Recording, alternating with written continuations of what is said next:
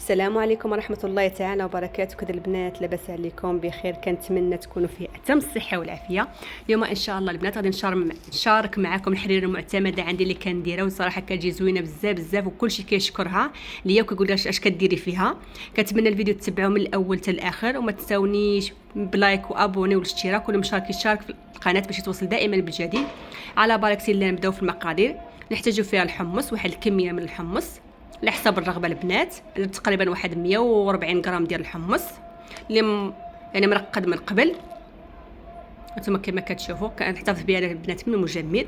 واحد الكاس ديال العنبه ديال العدس حتى هو اللي مرقدها في الماء باش ما يتحلياش في الطياب.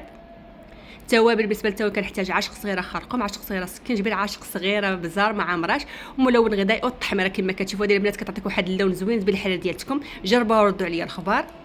زيت المائده والملحه، واحد زلافه ديال الكرافس وعويده ديال الكرافس. هذا هو اللذ والمذاق كيكون هذا فيه كاينه في هذه العويده ديال الكرافس، الصراحه كيعطيو واحد المذاق زوين بزاف بزاف.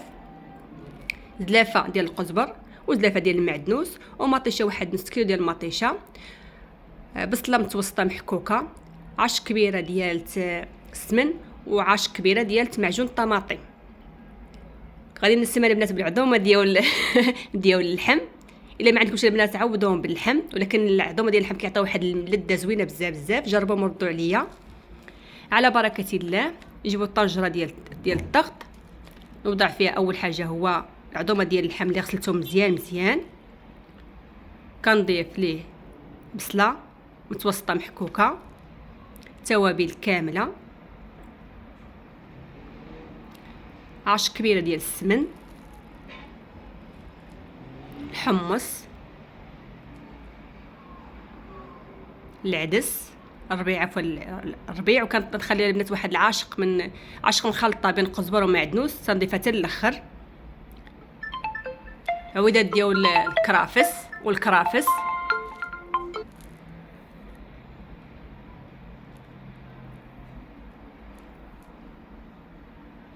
العدس البنات اللي صفيتو من الماء.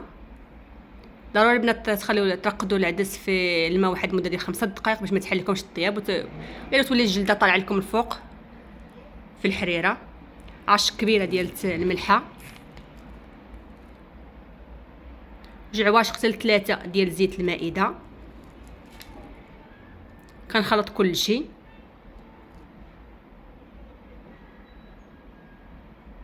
كنجيب واحد نص كاس ديال الماء ديال العنبه باش كنقلي هاد العناصر كامله، هاد القوام كامل ديال الحريره باش ما تحرقليش العطريه. كنشعل على الكوكوط، النار تكون مهيله ما تكونش مجهده، وكنقلب العناصر كامله مزيان. من بعد غادي نضيف لها مطيشه، معجون الطماطم من بعد ماشي دابا، نتوما تبعوا المراحل كامله وغادي تشوفوا كيفاش. قزبر ومعدنوس كنحتفظ بهم حتى الاخر، هذه كنضيفهم.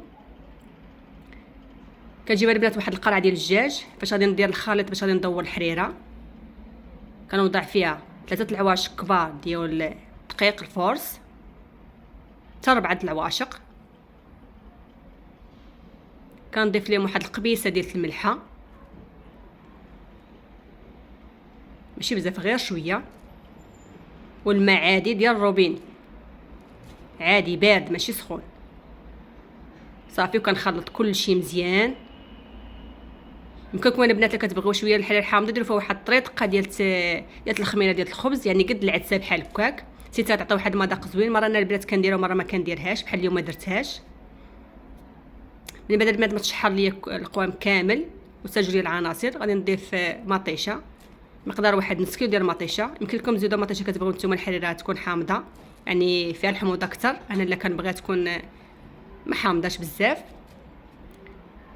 من بعد ما تشحرات ليا مطيشه مع اللحم والربيع والعدس والحمص والحمص غادي نجيب واحد مقدار ديال 2 لتر ديال الماء اللي مغلي من قبل، يكون غليان طيب مزيان. يمكنكم ديروا البنات حتى 2 اطرو ونص ديال الماء الا كنتو يعني عدد افراد الاسره شويه كثار، ديروا حتى 2 اطرو ونص. انا 2 اطرو حتى تكفاني.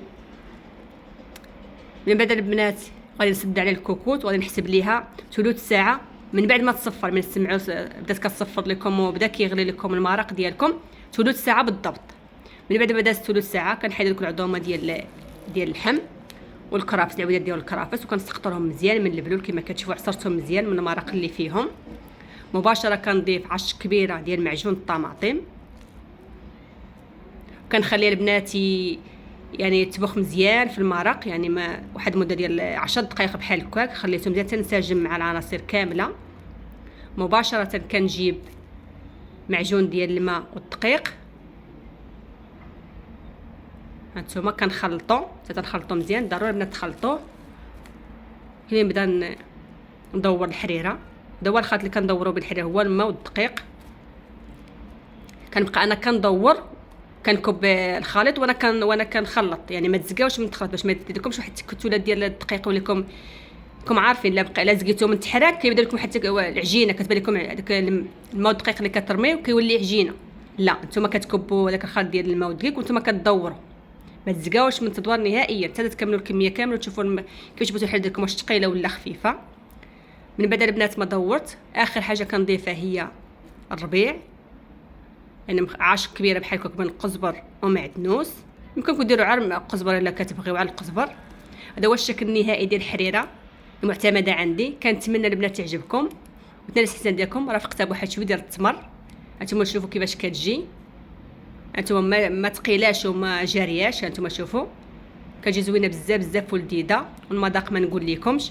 ان شاء الله جربوها وردوا عليا الخبار، كتبوا لي التعليق كيفاش جاتكم الوصفه ديال اليوم. وما تنساونيش كيف العاده بواحد لايك وابوني، واليوم مشارك يشارك في القناه باش يتواصل دائما بجديد ديال الوصفات ديالي. وشكرا لكم بزاف من المتابعه، ومع السلامه، فيديو قادم ان شاء الله. مع السلامه.